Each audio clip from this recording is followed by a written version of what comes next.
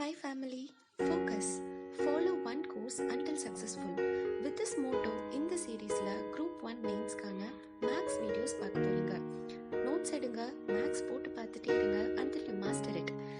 Exams clear பண்ண உங்களுக்கு ஒரு moral support and a best coaching வேணும்னா full course join பண்ணனும்னா send WhatsApp message to number 9600819370. All the best. இந்த some பாருங்க, salary of Ravi and Sumit are in the ratio 2:3. ரவிக்கும் and சுமித்துக்கும் salary ratio கொடுத்துட்டாங்க 2:3. அப்போ அவங்களோட இது salary ratio, ஓகேவா? 2:3. அப்போ அவங்களோட ரவி அண்ட் சுமித்தோட salary என்னவா இருக்கும்? 2x and 3x, அப்படிதானே? ஓகேவா? If the salary of each, ரெண்டு பேரோட சேலரியும் increased by 4,000, இன்க்ரீஸ் ஆகலாம். இந்த ரேஷியோவை நான் எப்படி எழுதிக்கலாமா? 2x by 3x. ஏன்னா ரேஷியோவை இப்படி மென்ஷன் பண்ணிக்கலாம். எவ்வளோ இன்க்ரீஸ் ஆகுதா? ரெண்டு பேரோட சேலரியுமே 4,000 இன்க்ரீஸ் ஆகும். ஸோ ப்ளஸ் 4,000 ஆனதுக்கு அப்புறம் the new ratio becomes எப்படி மாறுதா? 40 by 57 மாறிடுதான். ஓகேவா? அப்போ what is Sumit present salary? இப்போ சுமித்தோட சேலரி என்னன்னு கேட்குறாங்க. ஓகேவா? இப்படி இருந்தால் நம்ம என்ன பண்ணுவோம்? கிராஸ் மல்டிப்ளை பண்ணுவோமா? அப்போ எப்படி மாறும்? 57 into 2x plus 4,000 equal to 40 into 3x plus 4,000 மாறுமா? உள்ளபடி மல்டிப்ளை பண்ணா இது 114x plus 228,000 equal to 120x plus 40. ஓகேவா? இப்படிதானே மாறும். இப்போ இங்கிட்ட இருக்கிற டேர்மை இங்கிட்ட இருக்கிற எக்ஸ் டேர்மை ஒரு சைடாகவும் வேரியபிள்ஸை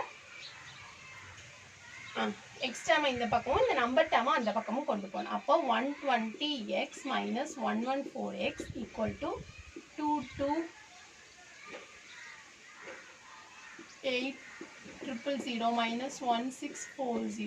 இப்படி மாறிடும் அந்த டேர்மு. இப்போ எக்ஸ் என்ன மாறும்? 6x equal to 68,000 மாறும். ஓகேவா? இதுலேருந்து கேன்சல் பண்ணுங்க.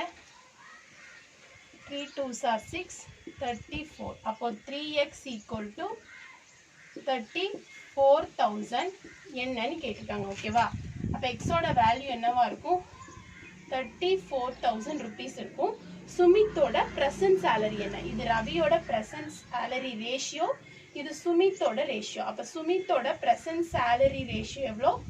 3x தான். ஓகேவா? அப்போ 3 into x, இங்க இருக்க 3 இங்க போயிருக்கும். ஓகேவா? நான் மிஸ் பண்ணிட்டே எழுதிக்கோங்க. 3 into 34,000 by 3. அப்போ இந்த 3 இந்த 3 கேன்சல் ஆயிருமா? ஃபைனலாக 34,000. இதுதான் சுமித்தோட ப்ரெசன்ட் சேலரி. ஒருவேளை ரவி கேட்டாலும் எழுத தெரிஞ்சுக்கணும். இது ப்ரெசன்ட்டு. ஒருவேளை அந்த இன்க்ரீஸ் ஆனதுக்கப்புறம் என்ன சேலரி அப்படின்னு கேட்டாலும் எழுதிக்கணும். கான்செப்ட் ஒரே கான்செப்ட் தான். உங்கள் கொஷின் எப்படி கேட்டாலும் நம்ம ஈஸியாக செஞ்சிடலாம். ஓகேவா? நெக்ஸ்ட் சம் பாருங்க. ஏபி ரெண்டு பேரும் சேர்த்து 1,210 ரூபா வச்சுருக்காங்களா? A and B together have ₹1,210. எப்பயுமே நமக்கு ரேஷியோ கொடுத்துருவாங்க. இப்போ ரேஷியோ தான், ஆனால் அது எப்படி கொடுத்துருக்காங்க? ஒரு ஃப்ராக்ஷனாக கொடுத்துருக்காங்க. சரியா? அதாவது 4/15 of A's amount is equal to 2/5 of B's amount. ஏக்கு இந்த ஷேரு, பியோட ஷேரு இது. இவங்க ரெண்டு பேரும் ஈக்குவல்னு சொல்லியிருக்காங்க. அப்படியா? ஏயின் 4/15 பங்கு பியின் 2/5 பங்கிற்கு சமம். இந்த இடத்துல நல்லா ரீட் பண்ணிக்கோங்க. சமம், ஈக்குவல். அப்போ பியோட அமௌண்ட் எவ்வளோ எதில் அப்படின்னா ருப்பீஸில் கேட்டிருக்காங்க. ஓகேவா?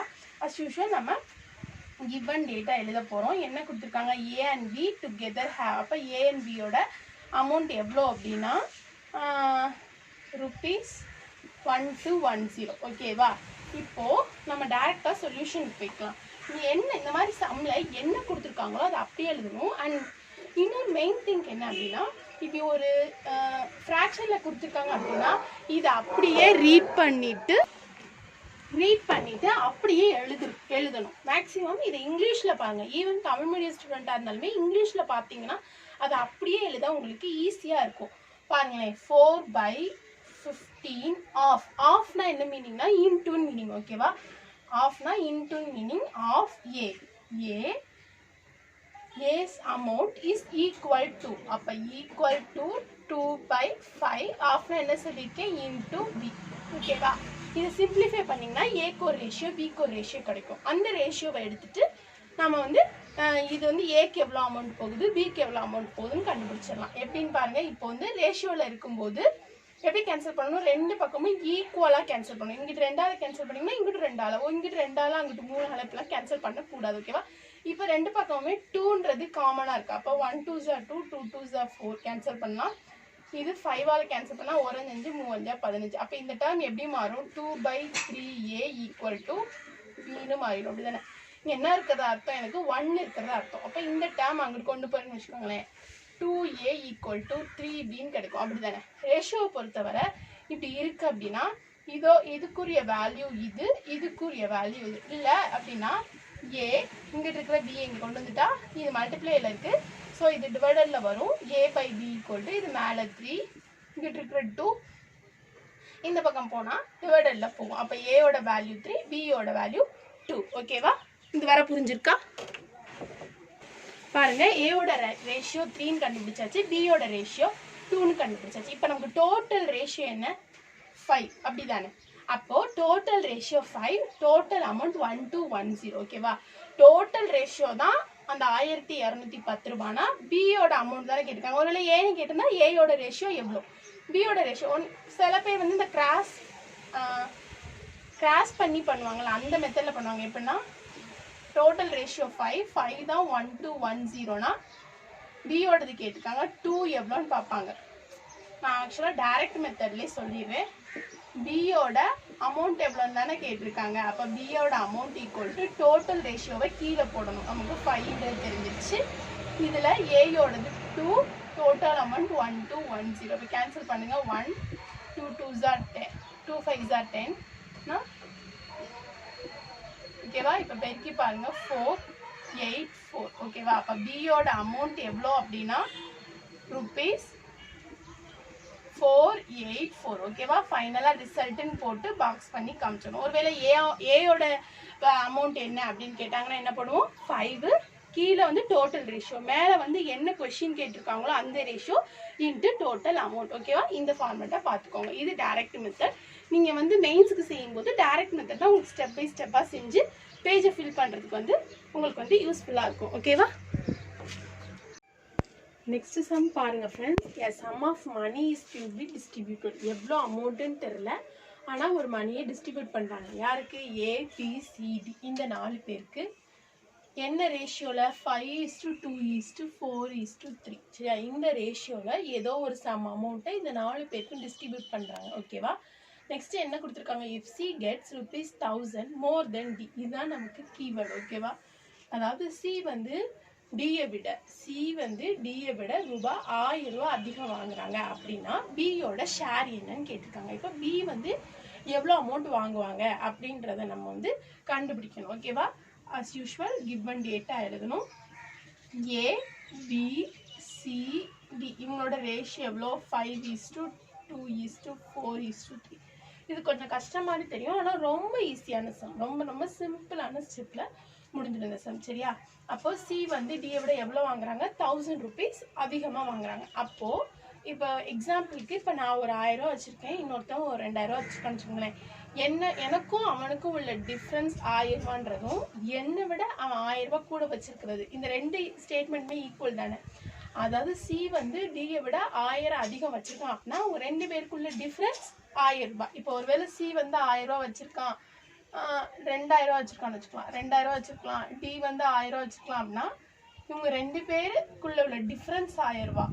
இப்போ எப்படி சொல்லலாம், சின்றவன் டியை விட 1000 அதிகம் வச்சிருக்கலாம் சொல்லலாமா? இதே தான் இங்கேயும். ஓகேவா?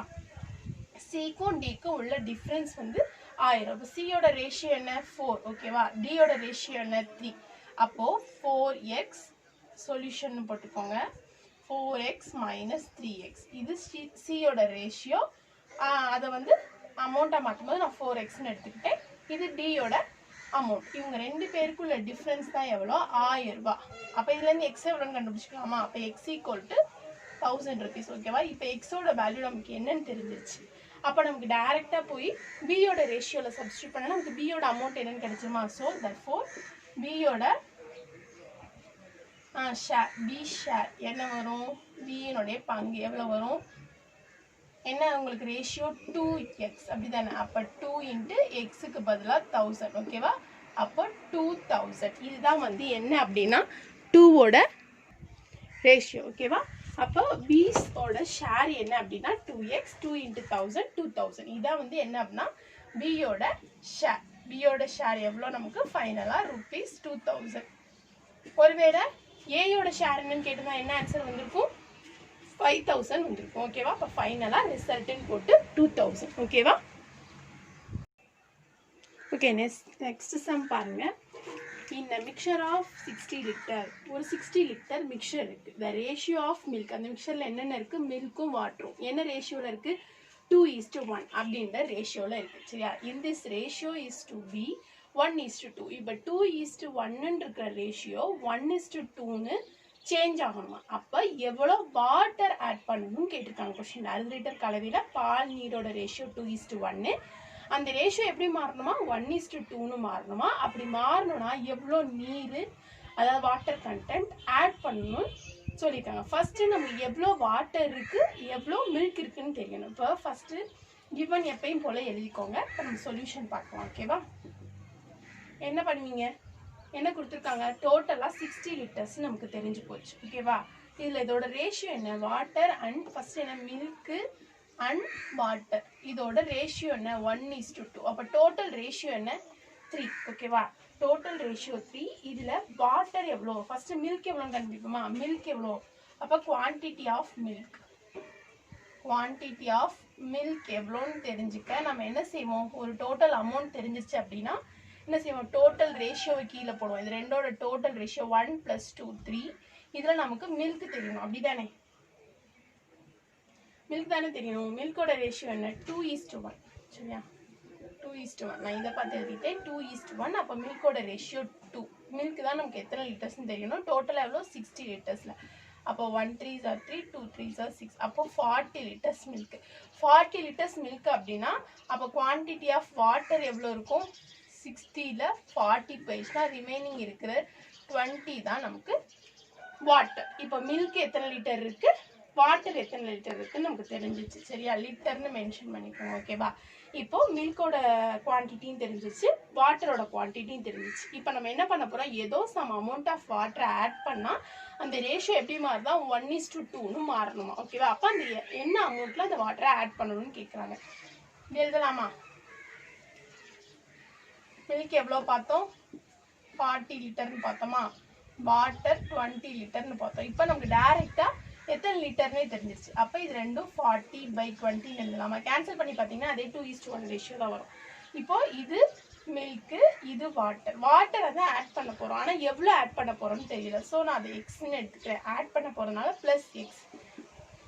ஆட் பண்ணதுக்கப்புறம் இந்த ரேஷியோ எப்படி மாறுமா 1:2 1/2ன்னு மாறுமா. இப்போ கிராஸ் மல்டிப்ளை பண்ணுங்க. என்ன வரும் 40 × 2 18 வருமா. 20 + xன்னு வரும். x = 80 - 20. அப்போ x = 60. அப்போ 60 லிட்டர்ஸ் வாட்டர் ஆட் பண்ணால் அந்த ரேஷியோ எப்படி மாறும் 1:2ன்னு மாறிடும். ஸோ ஃபைனலாக ரிசல்ட்டுன்னு போட்டு என்ன எழுதுவீங்க 60 litre water to be added அப்படின்னு எழுதணும். ஓகேவா. the quantity of water to be added = 60 litre. எப்படி வேணாலும் உங்களுக்கு கன்வீனியன்ட் ஏற்ற மாதிரி எழுதிக்கோங்க. அதாவது 60 லிட்டர் நீர் வந்து சேர்க்கணும் அப்படின்னு எழுதிக்கணும். ஓகேவா. இது ஒன் டைப் ஆஃப் சம். புரிஞ்சா. இந்த சம்மை பாருங்க. an alloy is to contain copper and zinc in the ratio 9:4. ஒரு அலாய் இருக்கு, அது காப்பர் அண்ட் ஜிங்கால செய்யப்பட்டது. ஓகேவா. ஒரு உலோக கலவை தாமிரம் மற்றும் துத்தநாகத்தோட விகிதம். சரியா. எந்த ரேஷியோல இருக்கு 9:4 ரேஷியோல இருக்கு. ஓகேவா. அதுல 24 கிலோகிராம் 24 கிலோகிராம்ன்றது ஜிங்கோட வெயிட். அப்ப காப்பரோட வெயிட் என்னன்னு கேட்குறாங்க. ஓகேவா.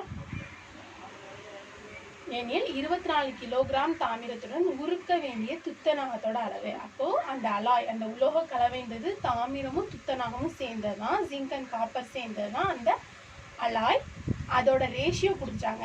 இதுல காப்பர் வந்து 24 கிலோகிராம்னு கொடுத்துருக்காங்க. அப்ப அந்த ஜிங்கோட வெயிட் என்ன அப்படின்னு கேட்குறாங்க. ஓகேவா. நீங்க ஃபார்மெட்லாம் நீங்க போட்டுக்கோங்க, நான் சொல்யூஷன் செய்கிறேன். ஓகேவா. கிவன் டேட்டா அதெல்லாம் எழுதிக்கோங்க. இது எப்படி சால்வ் பண்ணணும்? இப்போ பாருங்க, காப்பர் அண்ட் ஜிங்கோட ரேஷியோ தானே கொடுத்துருக்காங்க. என்ன? 9:4. ஓகேவா? அப்போ அதோட இது ரெண்டும் என்ன? காப்பர் அண்ட் ஜிங்கோட ரேஷியோ. ஓகேவா? அப்போ அதோட வெயிட் என்னவா இருக்கும்? 9ன்றது 9x இருக்கும், 4ன்றது 4x இருக்குமா? கொஸ்டின் என்ன கொடுத்துருக்காங்க? இந்த 9x அதோட வெயிட் தான். எதோட வெயிட்? காப்பரோட வெயிட் தான். ஓகேவா? இந்த 9xன்றது தான் என்ன வெயிட் கொடுத்துட்டாங்க? 24ன்னு கொடுத்துட்டாங்க. இதுலேருந்து நம்ம x என்னன்னு கண்டுபிடிச்சிடலாமா? எக்ஸோட வேல்யூ என்ன? 24/9 வரும். ஓகேவா? எக்ஸோட வேல்யூ கண்டுபிடிச்சோம். எதுக்கு எக்ஸோட? இந்த சம் ஃபுல்லாகவே நம்ம எக்ஸோட வேல்யூ தான் கண்டுபிடிச்சிருப்போம். எக்ஸ்ன்றது ஒரு யூனிட், அது கண்டுபிடிச்சிட்டா அதை வச்சு இந்த ரேஷியோவில் போய் சப்ஸ்டியூட் பண்ணி என்ன கொஸ்டின் கேட்டிருக்காங்களோ அதை கண்டுபிடிச்சிடலாம். ஓகேவா? இப்போ நமக்கு கேட்டிருக்கிறது இந்த பார்ட் 4x என்ன, ஜிங்கோட வெயிட் என்னன்னு தான் கேட்டிருக்காங்க. அப்போ ஜிங்கோட வெயிட் தெரியல, நம்ம 4x கண்டுபிடிக்கணும். அப்படி தானே? அப்போ 4 × எக்ஸோட வேல்யூ நமக்கு தெரியும் 24/9. அப்படி தானே? இப்போ கேன்சல் பண்ணிங்கன்னா ஆன்சர். ஓகேவா? கேன்சல் பண்ணி பாருங்க, 10.6 கிலோகிராம் கிடைக்கும். ஓகேவா? இதுதான் ஆன்சர். ஓகே, ஃபைனலாக ரிசல்ட்டுன்னு போட்டு எவ்வளோ வந்து மெல்ட் பண்ணணும் ஜிங்கோட.